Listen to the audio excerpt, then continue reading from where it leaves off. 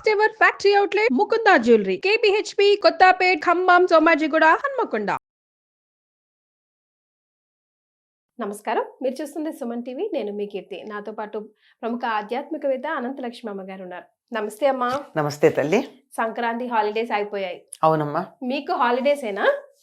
అంటే సుమారుగా అమ్మా, బాగా తిరిగి వచ్చాను.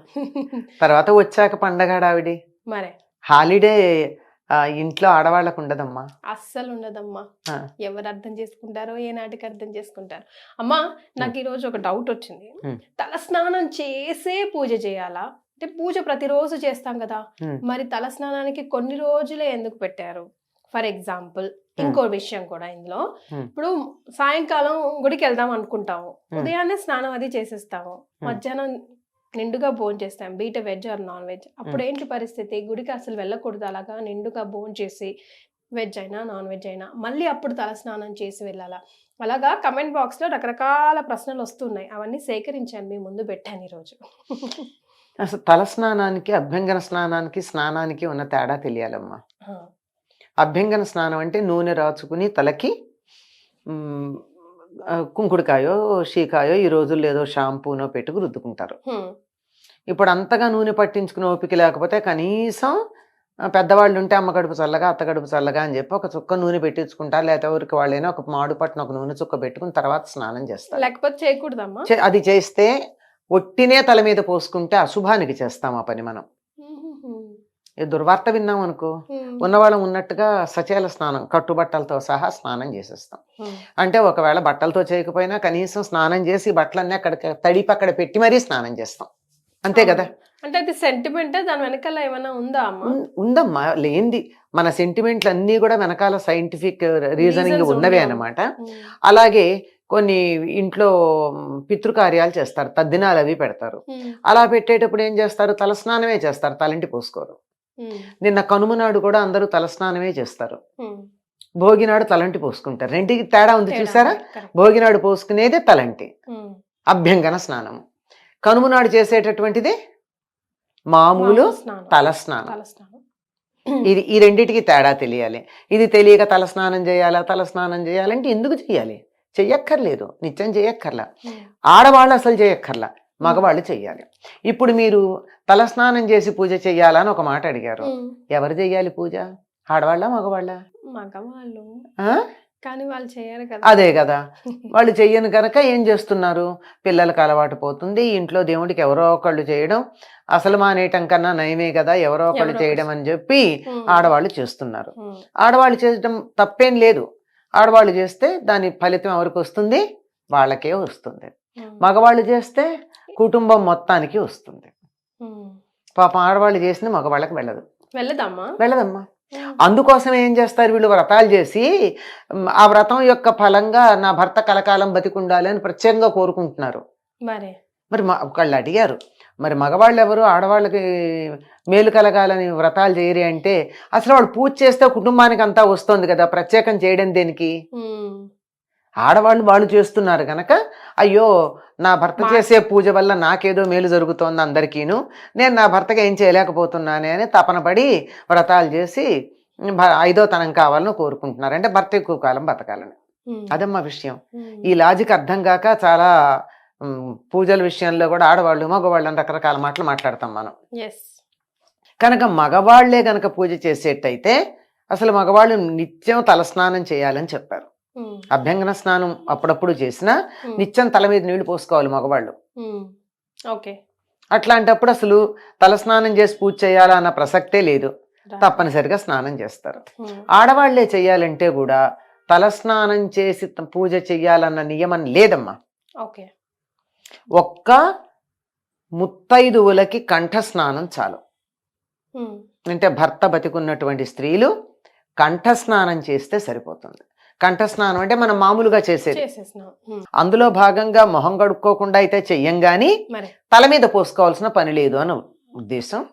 దానికి ప్రత్యేకంగా వాళ్ళు చేసేది మాత్రం అభ్యంగన స్నానం చేయాలి. తలకు నూనె రాచుకుని అప్పుడు తలంటూ స్నానం చేయాలి. తల అంటటం అంటే అది కూడా శనివారం బుధవారం ఏవో లెక్కలు చెప్పారు మన వాళ్ళు. సోమవారం అంత మాత్రమే చెయ్యాలి, ఆదివారం అస్సలు చేయకూడదు ఎవరును, ఇలాంటి మాటలు. కనుక ఇప్పుడు అర్థమయ్యింది కదమ్మా. ఉమ్. రోజు ఆడవాళ్ళు పూజ చేసేటైతే తలస్నానం చెయ్యాలా? చెయ్యక్కర్లేదు. చెయ్యనక్కర్లేదు. క్లారిటీ వచ్చిందా? ఎస్. అంతే, అంతకన్నా ఇంకేం లేదు. మగవాళ్ళు ఎలాగూ చెయ్యాలి గనక వాళ్ళు తప్పనిసరిగా స్నానం చేస్తారు, తల స్నానం చేసి పూజ చేస్తారు. వాళ్ళు చెయ్యని పరిస్థితుల్లో అది లేదు ఇది లేదు, తల స్నానం లేదు, పూజ లేదు.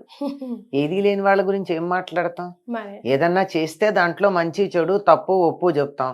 అసలు ఏం చేయని వాడికి చెప్పేదే ఉంది, అదే సరిపోతుంది. ఎస్. ఎట్లా ఉంది.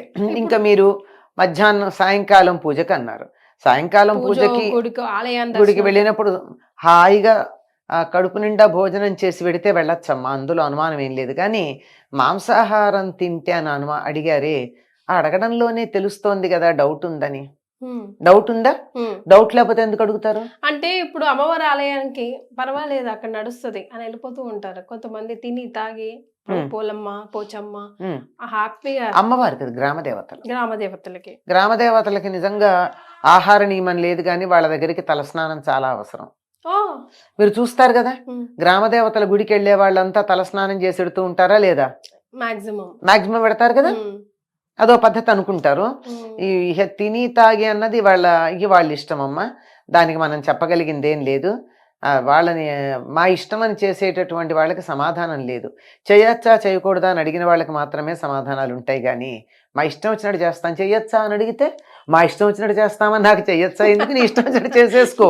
నువ్వు చేసే పనులకి మా ఆమోద ముద్ర అక్కర్లేదు. అది మంచి అయినా చెడైనా, మంచి చేసినా అక్కర్లేదు నువ్వు చేస్తున్నప్పుడు, చెడు చేసినా అంతకంటే అక్కర్లేదు. కానీ దేవాలయానికి వెళ్ళేటప్పుడు మాత్రం ఒకప్పుడు తప్పనిసరిగా పరగడుపున వెళ్ళమని చెప్పేవాళ్ళు. పరగడుపు అంటే తినకుండా వెళ్ళమని. కానీ ఇప్పుడు అది ఎవరు పాటిస్తున్నారు? ఏమన్నా అంటే మాకు మందులు ఉన్నాయండి, టాబ్లెట్లు వేసుకుంటున్నాం. నాకు ఆశ్చర్యకరమైన విషయం ఏమిటంటే థైరాయిడ్కి మందులు వేసుకుని మేము టాబ్లెట్ వేసుకున్నాం కనుక బ్రేక్ఫాస్ట్ చేయాలండి అని చెప్తున్నారు. థైరాయిడ్ పరగడుపున వేసుకోవాలి, దానికి తినాలని నియమం లేదు. కానీ వీళ్ళు తినడానికి థైరాయిడ్ టాబ్లెట్ వేసుకోవడం అన్నది వంకగా చెప్తూ ఉంటే అసలు ఇంత దొంగతనం ఎందుకు? ఆత్మవంచన దేనికి? నాకు టిఫిన్ తినాలనుంది తిన్నాను అని చెప్పు, అంతేగాని మందులు వేసుకుంటున్నాను గనక తినాలని ఏం లేదు. బీపీ టాబ్లెట్లకు కూడా అక్కర్లేదు, కొంచెం తినాలి కదమ్మా. అక్కర్లేదమ్మా, కాఫీనో టీనో చాలు, అంతే. మరీ ఎక్కువ వేసుకుంటే తప్ప ఒకటో రెండో వేసుకునే వాళ్ళకి ఏం పర్వాలా. బేసిక్ రూల్ మనకు చెప్పిన రూల్ అయితే పడిగడుపునే వెళ్ళాలి గుడికి పరగడుపున పెడతాం. లేదు సాయంకాలం వెళ్ళామనుకో, మధ్యాహ్నం భోజనం అయిపోయింది కదా, 5-6 గంటలు అయింది కదా భోజనం అయ్యాక, ఏం పర్వాలేదు. వీలైతే మామూలు స్నానం చెయ్యండి, అది మంచిది, బట్టలు మార్చుకుని పెడితే చాలు. అంతకన్నా పెద్ద నియమేమీ అక్కర్లేదు. అంతే. ఇక్కడ ఉంటుంది. అసలు మనం ఏమనుకుంటున్నాం, ఇప్పుడు నేను అడిగేటప్పుడు మీరు అన్నట్టు కొంచెం అమ్మ నాన్ వెజ్ తిని గుడికి, అక్కడే అర్థమైపోయింది కదా. అడగడంలోనే తెలుస్తోంది కదా. అది నాన్ వెజ్ అంటేనే సాత్విక ఆహారం కాదు. సాత్విక ఆహారం కాదన్నప్పుడు పూజలకి వాటికి పనికొస్తుందా? కానీ గ్రామ దేవతలకు ఇస్తాం గనక అంటే ఇస్తాం సరే. ఇప్పుడు నేను ఇంట్లో మామూలుగా కూడా పండు దేవుడికి నైవేద్యం పెడతా కదా అని చెప్పి స్నానం చేయకుండా పాచిబట్టలతో దేవుడికి పండు నైవేద్యం పెడతానా? పండే, కానీ స్నానం చేయకుండా పెట్టను కదా.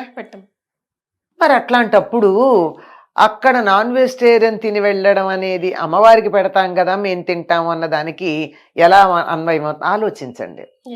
తాము చేసే పనిని సమర్థించుకోవడం కోసం రకరకాల లాజిక్స్ వస్తాయమ్మా. ఆ లాజిక్ పక్కన పెట్టి నేను చేసే పని సమర్థించుకోవటం లేదు, తప్ప ఒప్ప అని ఎవరికి వాళ్ళ మనసు ప్రశాంతంగా ఆలోచిస్తే వాళ్ళకే తెలుస్తుంది. ఎందుకు దొరకదు? ఇప్పుడు అడిగేటప్పుడే, ఇప్పుడు మామూలుగా నేను పప్పన్నం తిని గుడికి వెళ్ళొచ్చా అని ఎవరు ఎందుకు అడగరు? నాన్ వెజిటేరియన్ తిని వెళ్ళొచ్చా అని ఎందుకు అడుగుతున్నారు? అంటే అక్కడ ఏదో తప్పు అని తెలుస్తోంది. అందువల్ల నేను తప్పు చేస్తాను, నువ్వు ఆమోదించు, దీనివల్ల వచ్చే పాపం ఏదన్నా ఉంటే నీకు వస్తుంది, నేను హాయిగా పుణ్యం తీసుకుంటానని చెప్పేటటువంటి పద్ధతి. చాలా విషయాలు వీలైతే తినకుండా ఉండడం చాలా మంచిదమ్మా. అనుకోకుండా తినడం జరిగిపోయింది, అనుకోకుండా గుడికి వెళ్ళే అవకాశం దొరికింది, అలా ఉంటాయి కదా పరిస్థితులు. మరీ ప్రతిదాన్ని స్ట్రిక్ట్ గా పట్టుకుని రూల్స్ యంత్రాలం కాదు కదా. అట్లాంటి సందర్భంలో స్నానం చేసి వెళ్ళాలి. వీలైతే తల స్నానం చేసి వెడితే మంచిది. తలస్నానం ఎందుకని చెప్పాలి అక్కడ? అభ్యంగన స్నానం అనలా నేను, ఉమ్, తలస్నానం అన్నాను. మీరు గమనించాలి. యా, అంటే చేసింది తప్పు పని కనుక క్షమాపణ కోసం చేసుకునే స్నానం అది. ఓకే. అట్లీస్ట్ మనకే హ్యాపీగా అనిపిస్తుంది హ్యాపీ అనిపిస్తుంది. అట్లీస్ట్ బాత్ చేసి వెళ్ళాలి అన్నప్పుడు. కానీ కొత్త చీర కావాలమ్మా కొత్త ప్రతిసారి. ప్రతిసారి Washable. అక్కర్లేదమ్మా. ఉమ్, మనం మామూలుగా ఉతికి ఆరేసుకున్న చీరతో మనం పూజ చేసుకోవడము అన్నీ చేస్తాం. ఉమ్, పట్టు చీర కట్టుకున్నాం, పట్టు చీరతో గుడికి వెళ్ళాం, ఉమ్, అనిపిస్తుంది కదా ఇంట్లో ఉన్న పాత చీర కాకుండా పట్టు చీర కట్టుకోవాలని. yes. ఆ పట్టు చీర గుడికి వెళ్ళినా పూజ చేయాలన్నా దాంతో భోజనం చేయకుండా ఉన్నంత కాలం అది పనికొస్తుంది. Oh, ఒక్కసారి మీరు భోజనం చేశారంటే అది మళ్ళీ మనకి పూజకి పనికిరాదు. దీని వెనకాల లాజిక్ ఏముందమ్మా? తెలీదు, కానీ భోజనం చేశామంటే ఒకటి ఆహారం తినడం అయిపోయింది కదా, ఉమ్, అంచేత ఒక ఎంగిలి పూట పడ్డట్టు అన్నమాట. ఎంగిలి పడ్డట్టు అయిపోతుంది అంతే, అంతకన్నా ఇంకేం కాదు. నాట్ రియలీ ఫ్రెష్ కాబట్టి ఆ.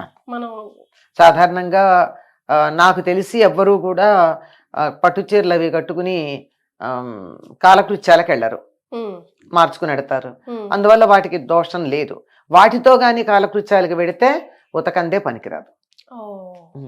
ఎస్, అది కొత్త వాటి విషయంలో. కొత్త వాటి. పాతవైతే నేను నిన్న కట్టుకున్నాలే చాకలి తెచ్చింది మళ్ళీ ఇవాళ కట్టుకుంటానంటే కుదరదు. సో ఇలాంటి రూల్స్ కొన్ని పాటించి సింపుల్ అమ్మా. వాటి వెనకాల అంతే. హైజీన్తో పాటుగా క్యారీ అవుట్ అయ్యే నెగిటివిటీ, ఉమ్, ఈ రెండింటిని దూరం పెట్టడం అంతే, అంతకన్నా అంతే. వేరే. Yes. Thank you so much అమ్మా. నమస్తే.